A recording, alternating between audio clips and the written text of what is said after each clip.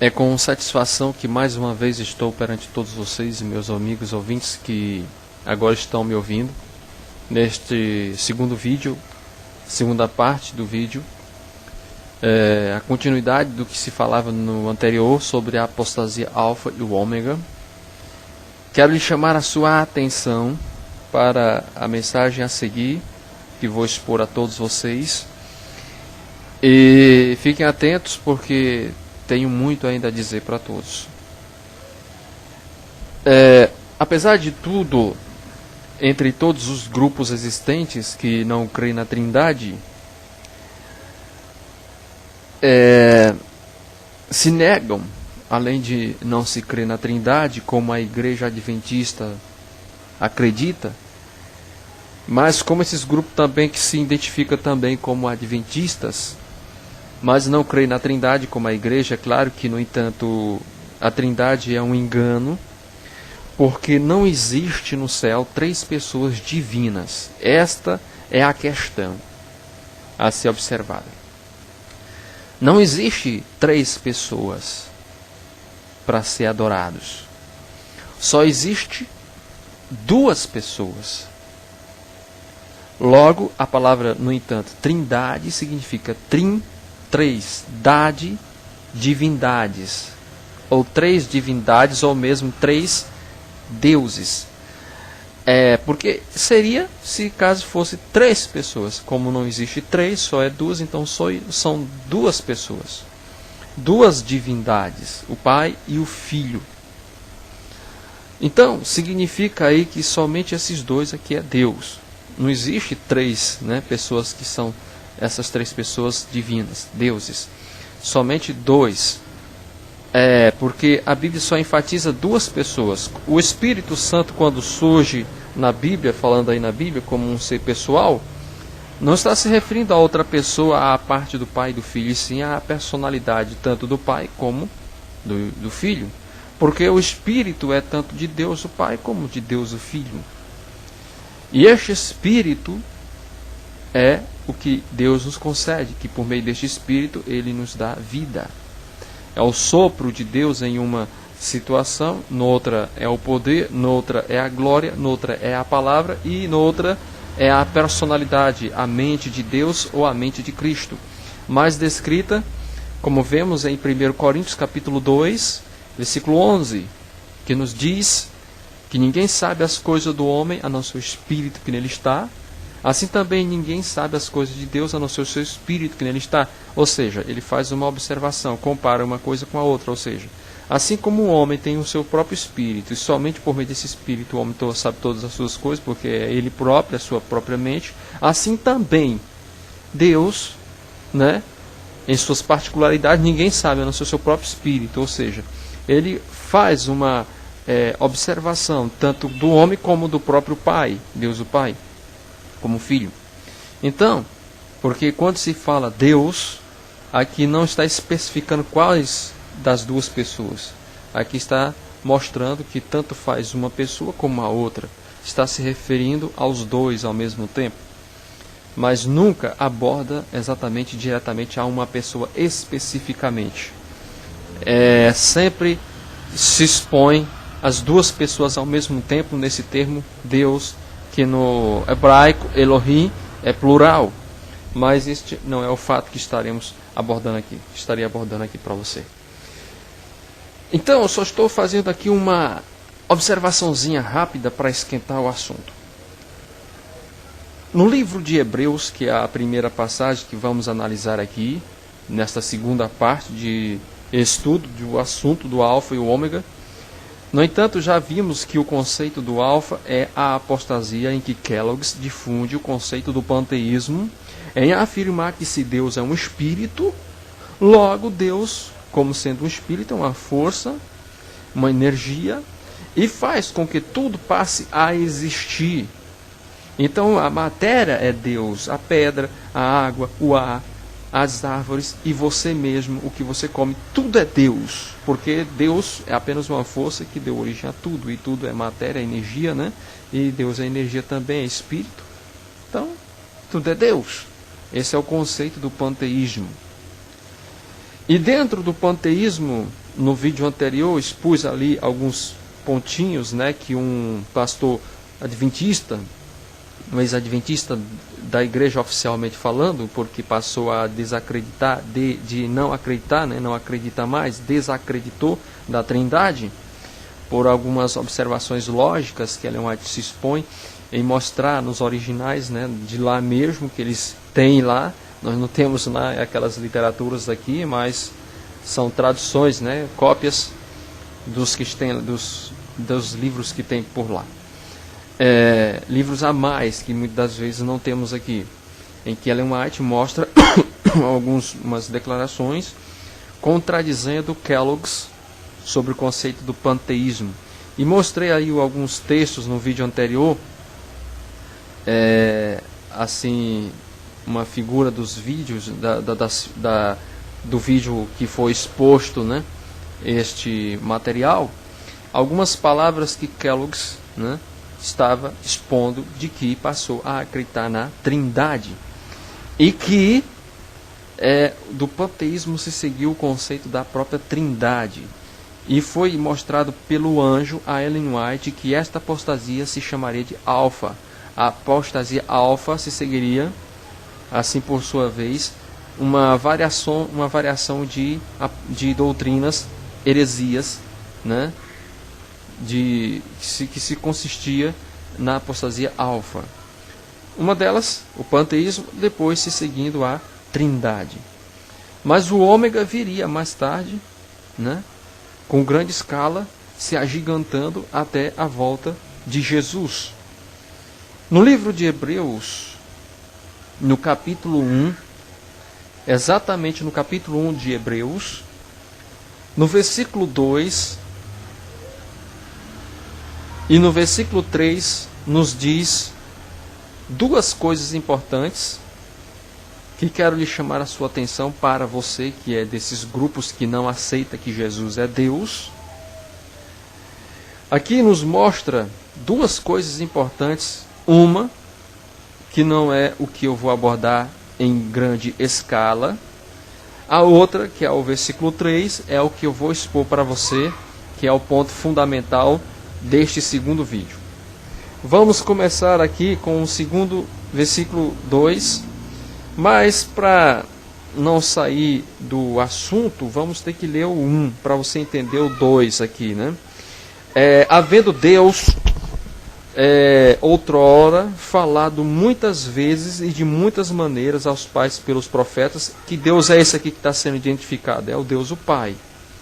Nesses últimos dias, versos 2, nesses últimos dias naquela época, é claro, não está falando de fim de mundo não.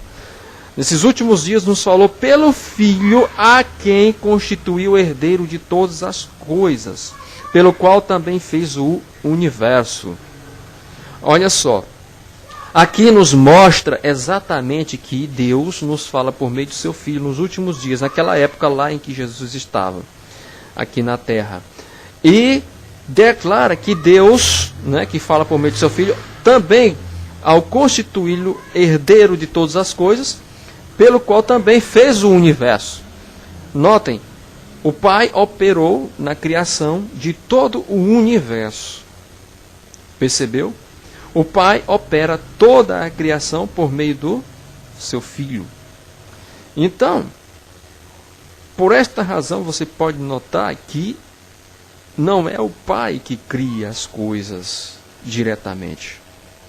É aquela história, você é dono de um terreno, é dono de um material de construção, é dono aqui da planta de uma casa, e você contrata um pedreiro, e o pedreiro começa a construir a casa. Agora eu te pergunto, foi você quem construiu a casa?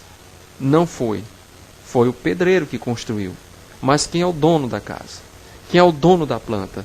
Quem é o dono das coisas ali da casa? É você. Mas quem é que faz? É você diretamente? Não, é você indiretamente. Ou seja, não é você exatamente, é o pedreiro. Agora, o que acontece aqui, essa aqui não é uma observação muito bem enfática sobre essa questão aqui, porque Deus, o Pai, Ele também é criador. Ele mesmo por Ele próprio pode fazer tudo, mas Ele não quer fazer. Ele torna Jesus herdeiro dessa benfeitoria. Eu, por minha conta, eu sou tudo aqui. Eu faço tudo, eu sei de tudo aqui, eu tenho todo o poder, tenho tudo. Mas qual é a graça? Então, ele tendo um filho, que abordei que ele gerou um filho, e deu ao seu filho aquilo que é dele, o pai. Por direito, né? Porque o filho ele já nasce na esfera da eternidade, que é da parte de Deus, e então, por causa disto, sendo Jesus o Filho de Deus, porque é gerado do próprio Deus, ele herda do Pai esta herança de Criador. E porque Jesus herdou do Pai todas as coisas, é claro e notório que, sendo ele herdeiro de tudo, ou seja, antes que tudo existisse, como nada existia, como é que ele seria herdeiro? Herdeiro daquilo que o Pai é, Criador. E o Filho passa a aprender junto com o Pai toda a obra da criação.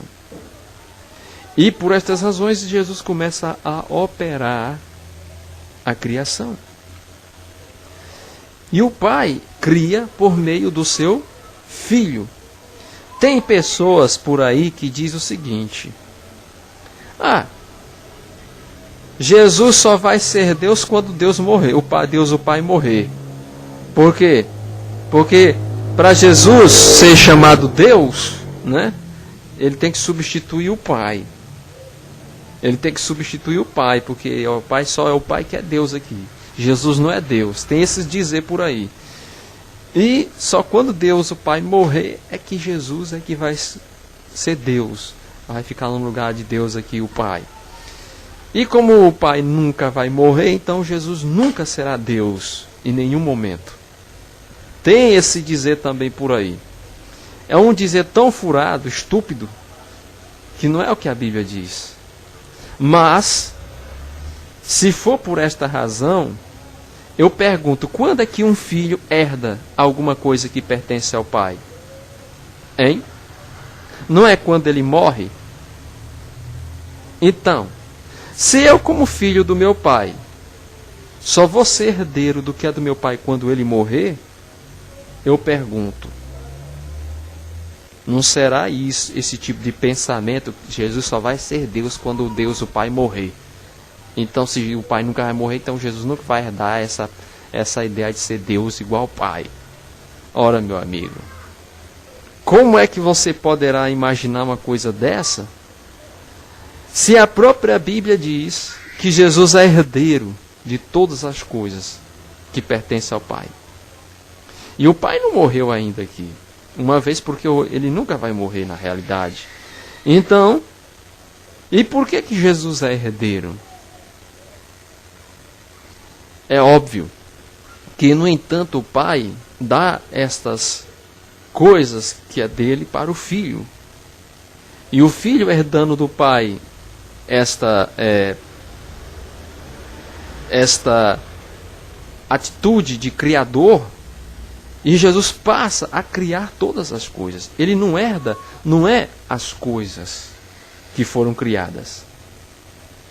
Ele herda exatamente esta condição de Criador. E por esta razão passa a criar tudo. Sendo tudo como sendo seu, como do Pai. O Pai deixa de ser dono de uma terra, de alguma coisa, quando ele morre. Não que, no entanto, estas coisas deixam de ser dele. É dele. Mas não é mais porque ele não existe mais, morreu. Né? Os pais. Né? Mas não significa que pertence a eles também. Pertence, mas eles não estão mais aqui, estão mortos. Então quem toma posse agora é os filhos destas terras, né? Que era de um pai enquanto estava vivo.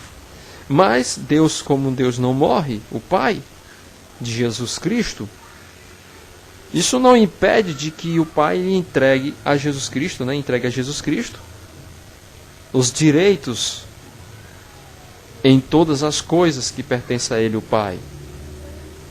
E o Filho é quem executa todas as coisas na obra da criação.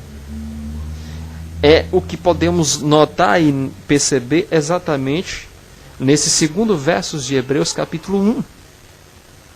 Que Ele é herdeiro de todas as coisas, pelo qual também fez o universo. Ou seja, o Pai dá para Cristo o direito de tudo. Que pelo qual também o Pai, por meio de seu Filho, opera a criação. O que eu quero chegar usando enfaticamente falando aqui, né, esse texto aqui. Por que razão expõe isso aqui? Exponho aqui para você notar que Jesus, ele é o Criador. O Pai, ele não cria diretamente, ele cria indiretamente. Ou seja, ele, no entanto, ele não está criando ele próprio, em si próprio. Ele cria por meio do Filho. Jesus é quem cria. Mas a autoridade é tanto do Pai como do Filho. O Pai é criador, mas o Filho também é criador. E por esta razão, ao mesmo tempo que o Pai é, o Filho também é. Porque o que pertence ao Pai, pertence ao Filho. E o que pertence ao Filho, pertence ao Pai. E é lógico que Jesus é o próprio Deus descrito em Gênesis capítulo 1, na criação. No princípio, Deus criou os céus e a terra. A terra, porém, estava, né, sem forma e vazia. Versos 1 e 2, né, que eu estou lendo. E havia trevas sobre a face do abismo, e o Espírito de Deus pairava sobre as águas. Notem, essa palavra Deus aqui que aparece, não é o Deus Jeová, é o Deus Jesus. Que, no entanto, já no outro verso 3 diz: disse Deus, haja luz e houve luz. Não é o Pai, é o Filho que a gente está dizendo aqui. Porque se Hebreus está dizendo que o Pai operou por meio de seu Filho na obra da criação, então não é o Pai exatamente quem fala, é o Filho. Mas a palavra do Filho é também a palavra do Pai. E é como se ao mesmo tempo, enquanto Jesus fala, o Pai também está falando. Todo o processo da criação, ele vem primeiro do Pai e depois do Filho. Mas quem está em atividade diretamente, pessoalmente, em pessoa, é o Filho. E não exatamente o Pai. O Pai está no Filho, operando aqui na terra, na criação. Não exatamente ali, diretamente. É como se o Pai só estivesse ali olhando, enquanto Jesus está falando aqui e fazendo tudo. O Pai só está ali de lado, só observando enquanto Jesus faz. Então, é como se fosse um aluno. Jesus Cristo é como se fosse um aluno. E o Pai ali, o professor. O professor só está ali observando, não dá opinião de nada. Deixa que o aluno trabalhe. Não que o professor não saiba. Não que o que o aluno for dizer não seja a mesma coisa que o professor diz. Entendeu? Então, este Deus aqui, que aparece em cena em toda a criação, é o próprio Filho, Jesus Cristo. E logo, bem aqui sobre a criação do homem, capítulo 2, e o versículo 7, né, que fala sobre a criação do homem, né, que Deus formou o homem da pó da terra e soprou em suas narinas. Mas antes disso, eu fugi aqui, né, do capítulo 1. Não era bem exatamente aquele texto, é isso aqui, ó. Também disse Deus, façamos o homem à nossa imagem conforme a nossa semelhança. A nossa imagem conforme a nossa semelhança. Notem, essa passagem aqui já seria a segunda passagem mais prioritária com relação a Hebreus capítulo 1, versículo 3. Mas enquanto não vamos analisar esse detalhe, vamos vou concluir exatamente esse ponto que estou observando. Este Deus aqui que diz, façamos ao homem, não é o mesmo Deus de toda a criação. Se você for ler, você vai notar que parece que é a cena de Deus o tempo todo, só porque a palavra Deus aparece. Esta se chamaria a síndrome da palavra Deus. Por quê? Porque quando se fala Deus, a fica imaginando Pai, Pai, Pai, Pai. Nunca se pensa Jesus também. Esta cena em que aparece e Deus disse, façamos ao homem, aqui está se referindo exatamente, de fato, o Pai. Mas, dizendo ao Filho, mas na cena da formação do homem, é Jesus quem faz. O Pai só está ali de lado, observando, enquanto Jesus está aqui falando. Não tem nada de errado enquanto Jesus fala. Jesus não olha para o Pai, é assim? Para que o Pai diga é? Não, ele não faz isso. Ele faz com toda a autoridade. Porque ele sabe o que ele está fazendo. Que é a mesma coisa que o Pai faria. E é por isso que então a palavra do Filho é ao mesmo tempo também a palavra do Pai. E é como se o Pai e o Filho estivessem falando ao mesmo tempo. Mas quem só fala é somente uma pessoa, o Filho. Aí quando o Filho terminou a criação de tudo aqui, ao concluir nos animais, ou na realidade nos homens, do homem aqui, de Adão, aí Deus vem agora e entra em cena. Agora vamos fazer o homem. Vamos fazer o homem. Agora, como vamos fazer o homem? Eis a questão. A nossa imagem, conforme a nossa semelhança. É o que diz.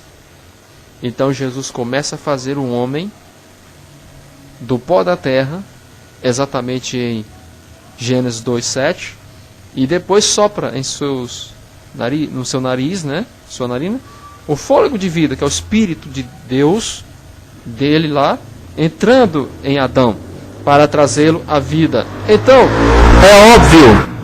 é óbvio notarmos exatamente que é exatamente isto que está acontecendo. Porque se você discordar, não, é o Pai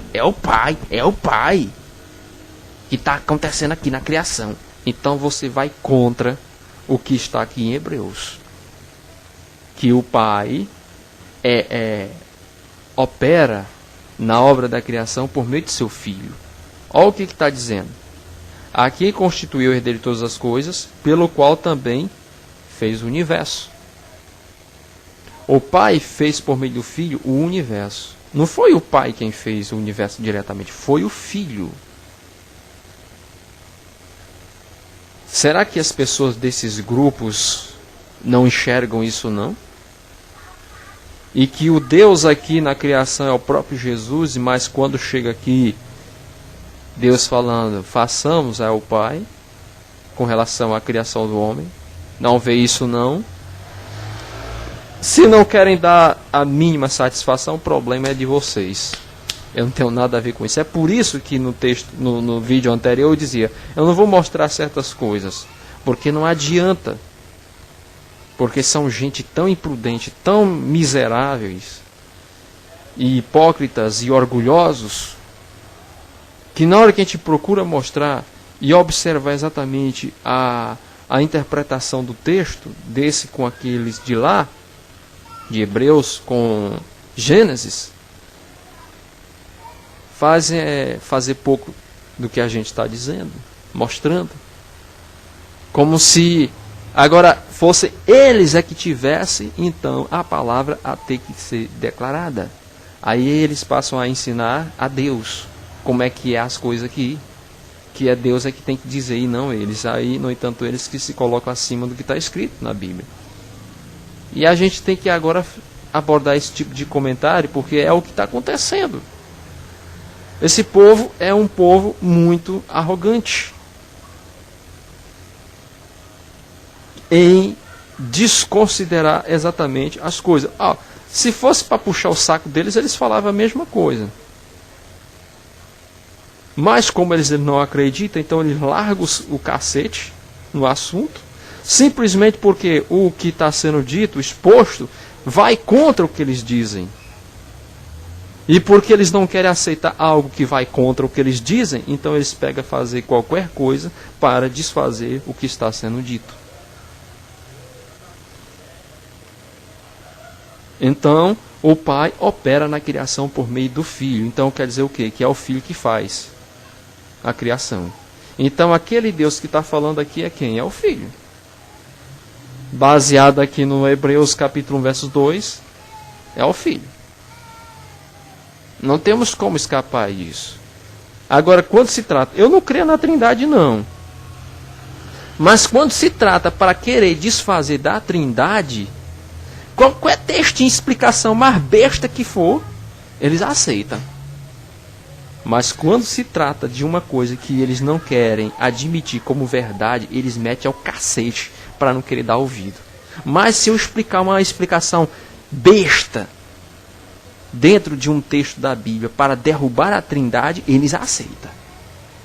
E o texto pode ser o mais errado possível que for. O texto pode ser até um texto adulterado.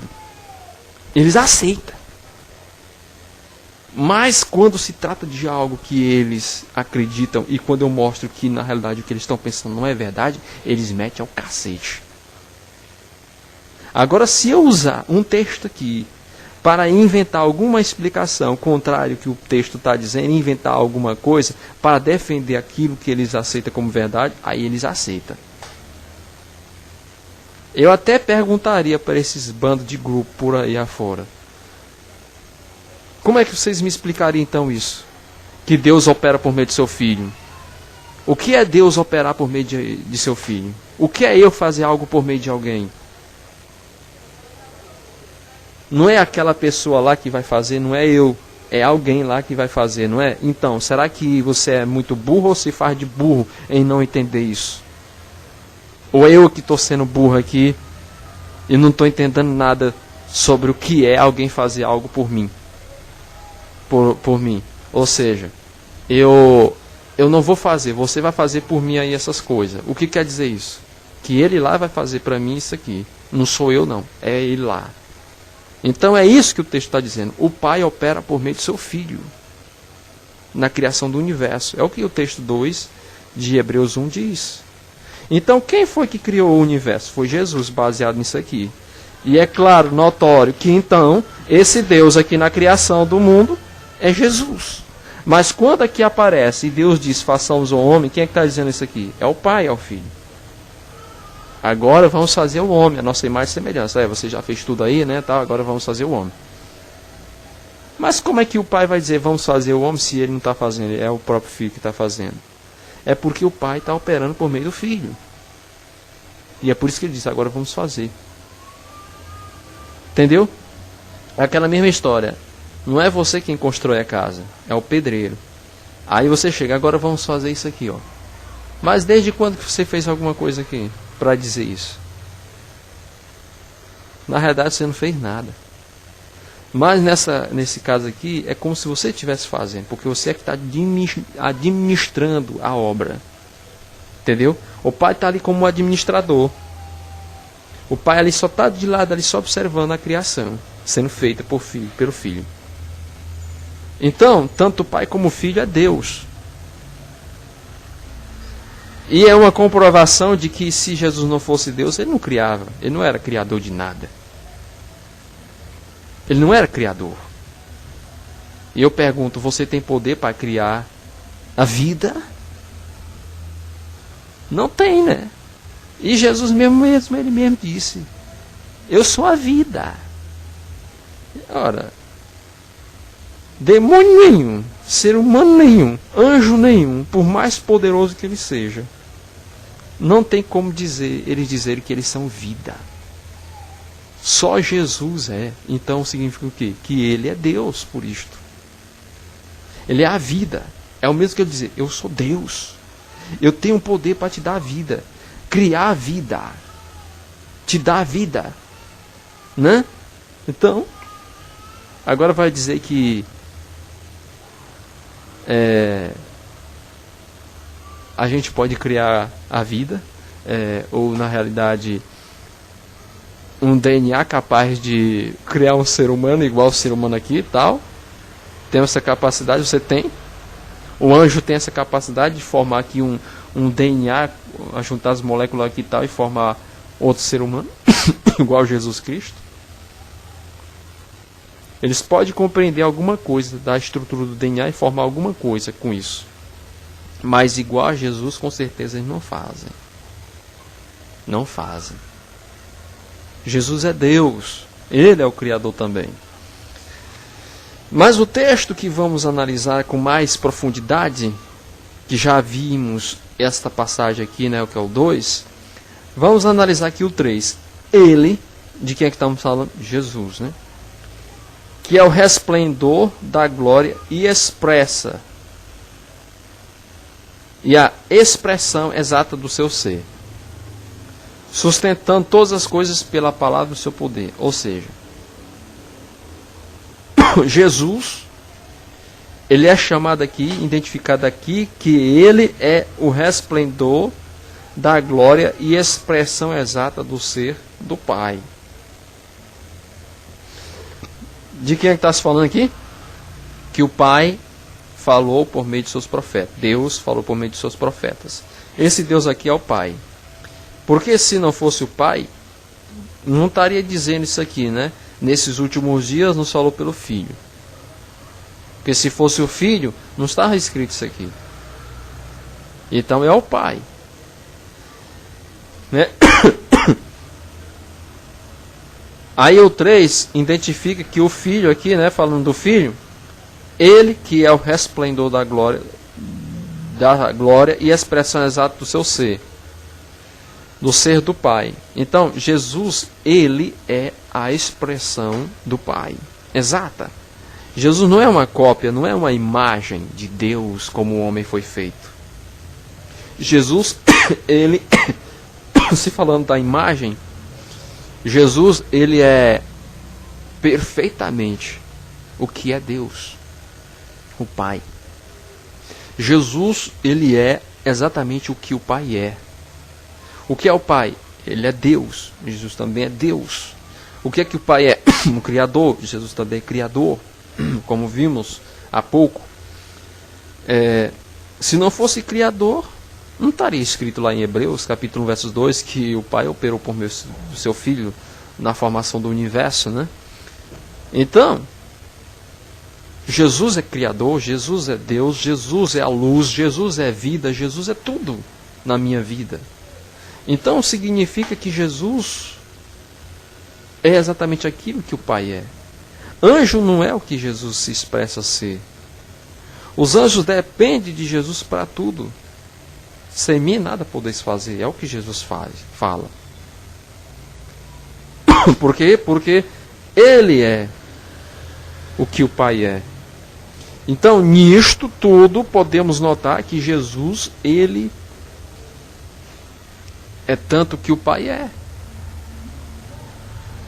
Com isto, podemos agora vermos o texto, né, de Gênesis 1, né, na criação do homem, que Deus criou o homem à sua imagem e conforme a sua semelhança. O ser humano tem a imagem e semelhança com tanto o Pai como com o Filho. Adão, quando foi formado, foi nessa condição. Então, se formos contra o que está aí dizendo, então não temos a imagem nem semelhança de Deus. Deus a qual eu estou falando aqui é tanto o Pai como o Filho. Eu não estou especificando qual um indivíduo apenas. Eu estou falando de todos os dois. Não vá ficar pensando que quando eu falar Deus, eu estou me referindo ao Pai. O povo tem esse problema na cabeça. Quando se ouve falar Deus, aí imagina, Pai. Não. Quando eu falo Deus, eu estou me referindo tanto ao Pai como ao Filho. Então, na hora que você conversar comigo ou eu com você, pode ter certeza, quando eu falar Deus, eu sempre vou estar me expressando como sendo o Pai e o Filho junto. Na hora que você ouvir eu dizer, Deus é Deus, Deus lá, só pelo fato dele se chamar Deus, aí, Deus. Aí você dizer para mim, não, é só o Pai que é Deus, o Filho não é Deus. Você já acabou de me ouvir dizendo ao mesmo tempo que o Pai e o Filho é Deus, só pelo fato de eu dizer apenas Deus. Então, voltando, Adão, ele é a imagem de Deus. Ouviu o que eu disse antes, né? É do Pai e do Filho. Por quê? Porque está lá escrito, né? E Deus formou lá está dizendo, façamos, né?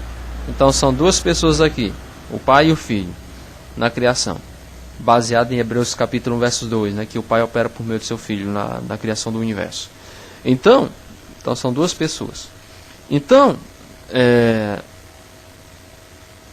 isso até para ajudar, né, a quebrar o conceito da trindade, né, que é a trindade que não está presente. Aqui não existe trindade, né?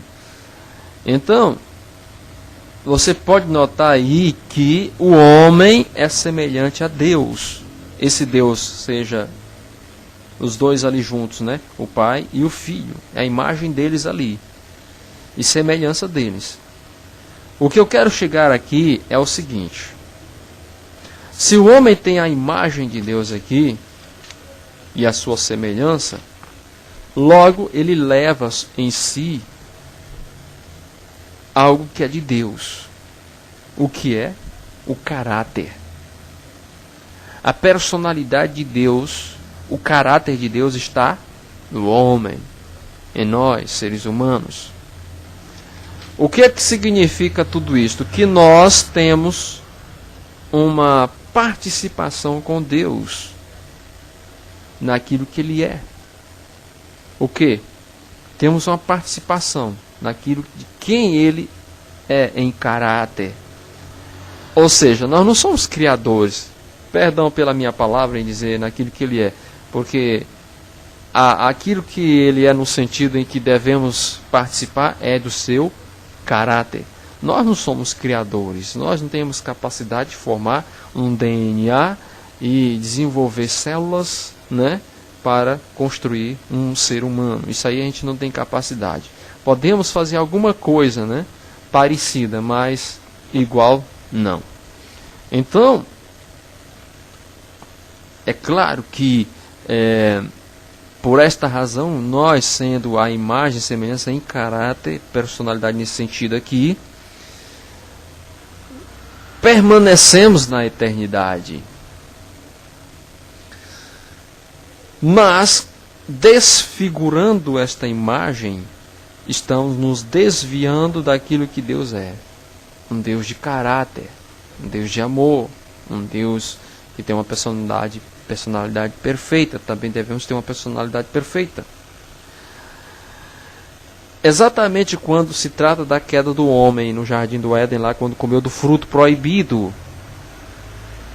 a ordem de Deus era: se tu comer deste fruto aqui, tu vai morrer. Pode comer aí, à vontade dos frutos, menos desse aqui, porque no dia que você comer, tu morrerás. Satanás vem e diz: tu não morre, pode comer, Deus está mentindo, você não vai morrer coisa nenhuma, pode comer aí à vontade. Eva, que foi enganada, comeu e levou para o marido, e o marido também comeu, como diz a Escritura, né? E os dois caíram ali em pecado. Isso significa que estava desfazendo a ordem de Deus em si, desfigurando a personalidade, o caráter de Deus em si. Então, a palavra de Deus é certa. Ela não volta atrás. É óbvio notarmos que se Deus disse, tu vai morrer, eles tinham que morrer. Eles tinham que morrer. Porque o salário do pecado é o quê? A morte. Sendo assim, então Deus tinha que chegar ali e matar Adão e Eva. Tirar a vida deles. Porque o salário do pecado é a morte. Então eles se desviaram exatamente daquilo que Deus é. Tipo, Os animais, eles não têm personalidades, nesse sentido como ser humano. Porque a forma deles serem ali é apenas aquele modo de falar do ser humano, instintos.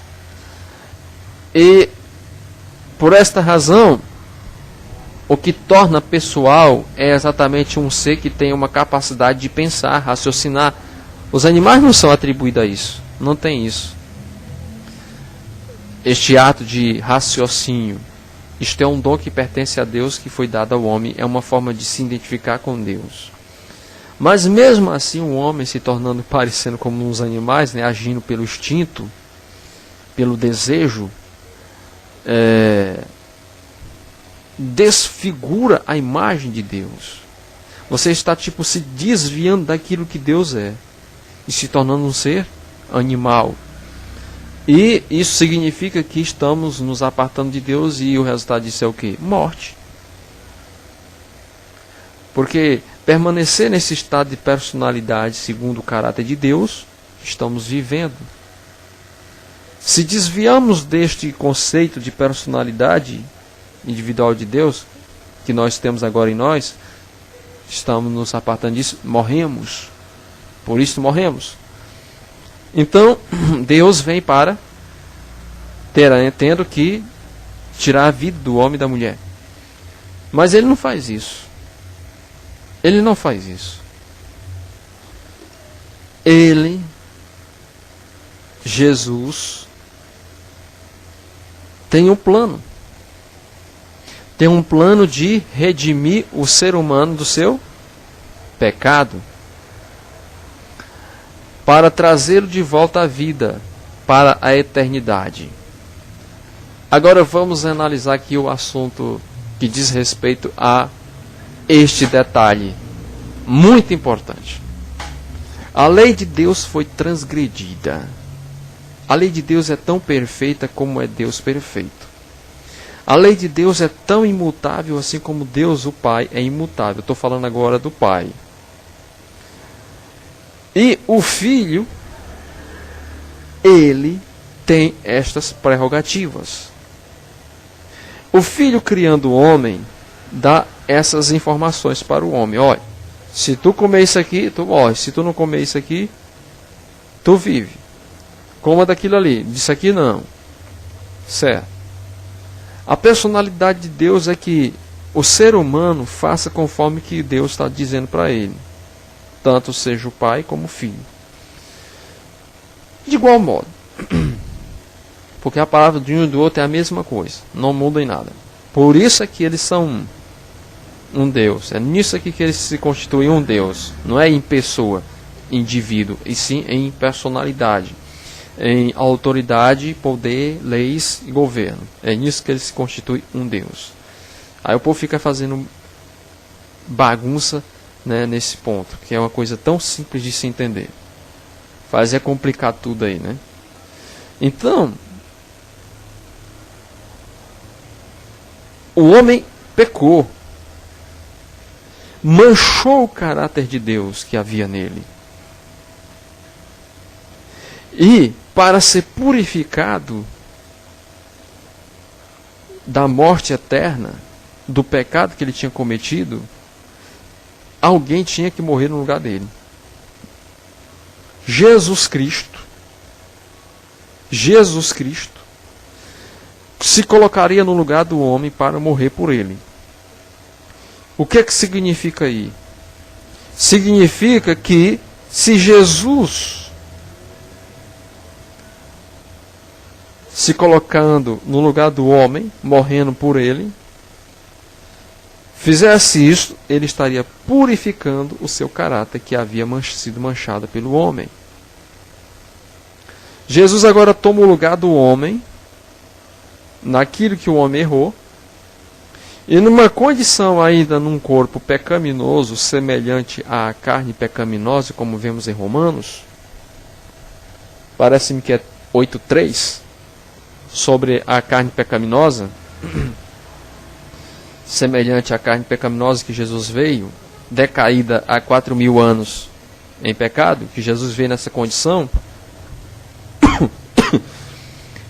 ele estava resgatando aquilo que foi perdido. É como se Jesus Cristo tomasse agora o lugar do homem. E tomou.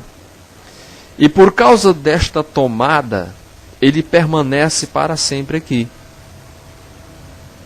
Porque ele agora está participando daquilo que o homem era, ou é. Um ser perfeito na terra, que depois disso se contaminou. Agora Jesus vai e agora purifica nele próprio essa condição humana, que ele herda quando entra na humanidade, e purifica essa condição. Agora, quem é o ser humano que queira participar deste evento, deve tomar posse desta fé, para que não pereça, mas tenha vida eterna. Quem quiser seguir Jesus pelo caminho, vai seguir, porque ele fez uma operação aqui para redimir a humanidade, o seu caráter na humanidade. O amor dele não foi exatamente pelo homem em si, porque o homem em si, na verdade, não vale nada. O amor dele foi pelo caráter que foi manchado, que estava no homem. E para que o homem não fosse destruído, Jesus veio para restabelecer o seu caráter que estava no homem, e todo homem que quisesse vir após ele, poderia vir. E ser reintegrado na eternidade, como ele está dentro da eternidade. E por esta razão ele permanece eternamente na eternidade como homem. Porque ele está resgatando a humanidade. E isto é seu amor eterno, que é descrito em João de tal maneira, para que todo aquele que nele crê não pereça, mas tenha vida eterna. E então, para que Jesus fizesse isso, ele tinha que ter a mesma dimensão do caráter de Deus. Daquilo que foi perdido, a vida eterna. Jesus, ele tem que ter uma mesma dimensão da eternidade perdida pelo homem. O mesmo tempo de vida eterna existente para o homem, Jesus tinha que ter a mesma extensão. Jesus foi o único ser dentre os imortais, uma vez porque foi ele quem criou os demais, que viveu o período da eternidade. Ou por que que você acha que ele é chamado na Bíblia de o Pai da eternidade? Por que então você acha então porque ele é chamado assim? Porque ele viveu a extensão da eternidade. A Bíblia não fala da morte eterna? É, a morte eterna. E o que é a morte eterna? Quando uma pessoa morre, essa morte, ele significa que ele nunca mais vai voltar à vida. Nunca mais. Ele vai viver eternamente morto. Para que esse ser volte à vida, ele tem que morrer aqui antes da volta de Jesus, né, no caso, se é dele morrer, acreditando na vida eterna por meio de Cristo, se reabilitando. Quando Jesus voltar, ele vai voltar à vida. Para que isso acontecesse, Jesus tinha que ter uma mesma extensão da morte eterna. Porque se a morte eterna, vamos falar aqui em quilômetros, vamos fazer de conta do ponto zero ao ponto X de chegada, significa o quê? Vamos criar aqui uma extensão. Do ponto zero a 10 quilômetros. O ponto X, o alvo, é 10 quilômetros percorrido. Certo. Uma pessoa, para poder alcançar no ponto X, ele tem que percorrer os 10 quilômetros descrito aí nesse curso, né? Nesse caminho. Se alguém só percorrer 5 quilômetros, a metade do caminho, é claro e notório que este ser aqui resgatar este tempo, então ele resgata como? Percorrendo apenas 5 quilômetros. 5 quilômetros. Se um ser humano perde 5 quilômetros de sua história, para se resgatar, o resgate é só até 5 quilômetros. Mas o que acontece é que Deus disse para o homem: se tu comer do fruto, tu morre. Ou seja, perde a eternidade. Então, nesse conceito aqui, então, do ponto 0 ao ponto X são 10 quilômetros aqui, nesse contexto aqui de quilometragem. Então, o homem perdeu a vida aqui, então os 10 quilômetros deixam de existir na vida dele. Para se resgatar os 10 quilômetros, tem que ser alguém com a mesma extensão de 10 quilômetros, para poder percorrer esses 10 quilômetros e resgatar o homem. Porque o homem em si ele não tem capacidade de percorrer os 10 quilômetros perdido. Então tem que ter alguém com a mesma extensão de 10 quilômetros para percorrer esses 10 quilômetros perdidos para ser resgatado. Eu estou falando de quilometragem aqui para você entender o conceito da eternidade, que é uma coisa infinita. Então Jesus tinha que ser um ser infinito para preencher esse vazio eterno que separa Deus, o Pai, de nós, os homens, na terra. Esse abismo é a morte eterna. E só um ser que é vida eterna para preencher essa extensão. A mesma extensão que existe a morte eterna é Jesus Cristo em extensão de vida eterna. E somente Ele é que existe para preencher esse vazio. Porque Ele tem a experiência da eternidade. E como Ele tem a experiência de toda a eternidade em si, lógico, Ele é o único ser para preencher esse vazio, resgatando o homem da morte eterna. Uma vez porque Jesus mesmo é quem declarou: eu sou a vida. Então, se Jesus é a vida, ou seja, a vida eterna. Uma vez porque a vida eterna é que conheçamos a Ele, né? Também assim como o Pai, como está escrito em João 17:3. Então, com isto, Jesus, assim como o Pai, é Deus. Porque ninguém, a não ser Deus o Pai, se é que Jesus não for Deus, para ser eterno e imortal eternamente, tem que ser Deus. Somente Ele então que seria, né? Mas o Filho também é. Então lógico que também Jesus é aquilo que o Pai é, Deus. E isto não é uma imposição como alguns dizem, mas uma grande realidade de vida lógica, que se Jesus, se não fosse um ser divino Deus, Ele não poderia ser o salvador de ninguém. Porque nenhum anjo, nem todos os anjos, não são suficientes para salvar uma vida humana aqui na Terra. Porque a extensão de vida dos anjos não é uma extensão de uma eternidade. Uma vez porque o tempo que os anjos viveram não foi o mesmo tempo que Jesus viveu. E também os anjos têm que ser tinham que nascer como seres de extensão eterna. Que o único que tem essa condição é só Jesus, porque Ele foi quem nasceu, e não os anjos. Os anjos foram criados e não gerados. E Jesus, Ele é por Ele próprio, sozinho, o único, e o primeiro e o único ser do Pai a tomar existência dentro do círculo da eternidade. Porque isto aqui é uma coisa que podemos dizer infinita. Então, Jesus, por esta razão, pelo fato de ser chamado Pai da eternidade na Bíblia, somente Deus é quem viveu a eternidade, vive a eternidade. E quando eu disse lá no passado, digo agora, quando eu digo Deus, eu não estou referindo ao Pai, eu estou referindo os dois, tanto o Pai como o Filho.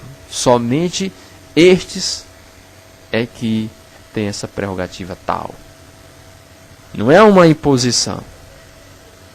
A apostasia ômega está se agigantando nos grupos que estão se retirando da igreja adventista, difundindo essa grande e terrível heresia, levando muitos adventistas à perdição, de desacreditar que Jesus é Deus Todo-Poderoso, em declarar que somente o Pai é que é o Todo-Poderosão lá. O Filho é apenas Filho. Aí eu não entendo que história é essa. De Jesus ser o Filho de Deus, foi gerado por um ser eterno, e não é um eterno ser, assim como o Pai é. Como é isso?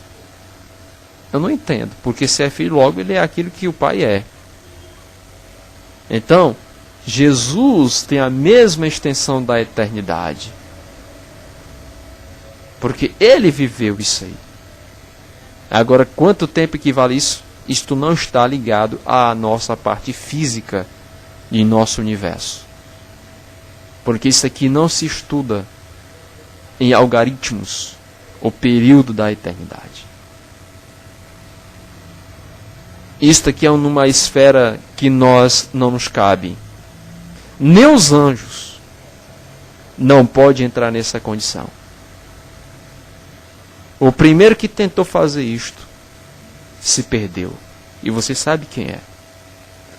Somente Jesus, que muitos desses grupos dizem que não é Deus, que Jesus não é Deus, mas esse ser aí que eles dizem que não é Deus, somente ele é que pode entrar nessa condição eterna, de uma extensão infinita. O primeiro que fez isso se perdeu. Deixou levar pela ambição de querer ser Deus, igual o Pai lá. Não queria ser um Deus imposto pelo Pai aqui na terra, como foi Moisés. Mas ele não queria apenas uma imposição. Ele queria realmente ser adorado, igual o Pai é adorado. Porque ele não queria aceitar, reconhecer que Jesus também era Deus. Se era para ser assim, então eu também quero. O diabo dizia isso. Mas Jesus não é uma imposição. Jesus é por ele mesmo, desde o momento que ele passou a existir. O que aconteceu foi que ele só foi apenas apresentado pelo Pai, como sendo também Deus com ele, o Pai, para que pudessem então todos adorá-lo.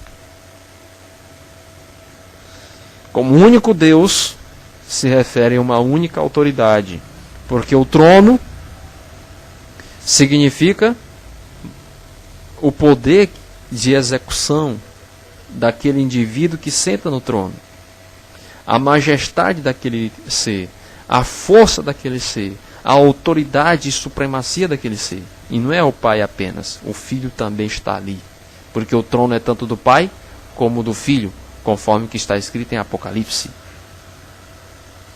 Com isto, o trono significa um indivíduo que tem autoridade, supremacia, glória. E a única pessoa que pode sentar neste trono é só o Pai e o Filho. E para sentar neste trono, tem que ser Deus. E aquele que quis colocar o seu trono acima do de Deus, caiu por terra. E Jesus, para esses grupos que dizem que não é Deus, só é um Deus imposto, aí eu não entendo isso. Então Jesus tinha que ser expulso também. Mas não é. Por quê? Porque ele é. Porque nasceu daquele que já era também. E por esta razão, ninguém pode dizer nada contrário a isto. E a apostasia ômega é negar isto. Já bastava o alfa do panteísmo de Kellogg's e mais a trindade tentando ele introduzir dentro da igreja. Ainda agora vem essa história de dizer que Jesus não é Deus Todo-Poderoso como o Pai é. Isto não tem condição. Abra seus olhos E preste atenção nessas coisas. Ou então você vai se perder. Porque o Satanás não quer que reconheçamos a supremacia divina de ser adorado, Jesus Cristo. E fazemos de tudo que outros caiam no mesmo buraco que ele, o diabo, caiu. Que em nome de Jesus, você preste muita atenção nessas coisas. Deus seja louvado.